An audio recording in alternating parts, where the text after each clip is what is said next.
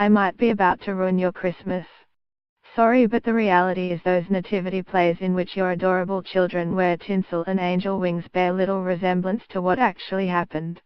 Neither does your average Christmas card featuring a peaceful nativity scene. These are traditions, compilations of different accounts that reflect a later Christian piety. So what really happened at that so-called first Christmas? Firstly, the actual birthday of Jesus was not December the 25th. The date we celebrate was adopted by the Christian Church as the birthday of Christ in the 4th century.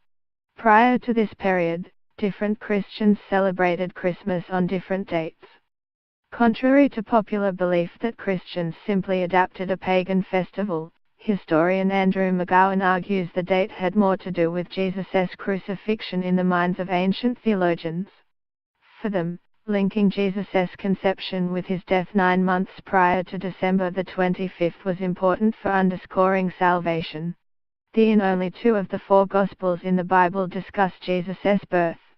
Luke recounts the story of the angel Gabriel appearing to Mary, the couple's journey to Bethlehem because of a census and the visit of the shepherds. It features Mary's famous song of praise, Magnificat, her visit to her cousin Elizabeth, her own reflection on the events, lots of angels and the famous inn with no room. The matter of the inn with no room is one of the most historically misunderstood aspects of the Christmas story.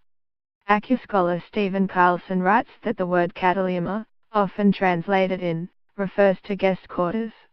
Most likely, Joseph and Mary stayed with family, but the guest room was too small for childbirth, and hence Mary gave birth in the main room of the house where animal mangers could also be found. Hence Luke 2:7 could be translated, she gave birth to her firstborn son, she swaddled him and laid him in the feeding trough because there was no space for them in their guest room.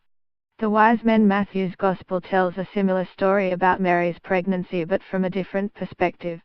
This time, the angel appears to Joseph to tell him that his fiancée Mary is pregnant, but he must still marry her because it is part of God's plan.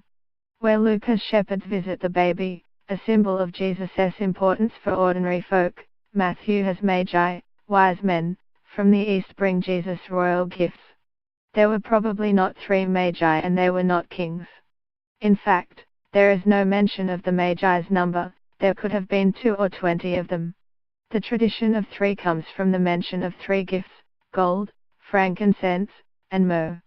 Notably, the magi visit Jesus in a house, not an inn or stable, and their visit is as late as 2 years after the birth. Matthew 2:16 am records King Herod's orders to kill baby boys up to the age of 2 based on the report about Jesus' age from the Magi. This delay is why most Christian churches celebrate the visit of the Magi on Epiphany or January the 6th. Notably absent from these biblical accounts is Mary riding a donkey and animals gathered around the baby Jesus. Animals begin to appear in nativity art in the 4th century AD, possibly because biblical commentators at the time used Isaiah 3 as part of their anti-Jewish polemic to claim that animals understood the significance of Jesus in a way that Jews did not.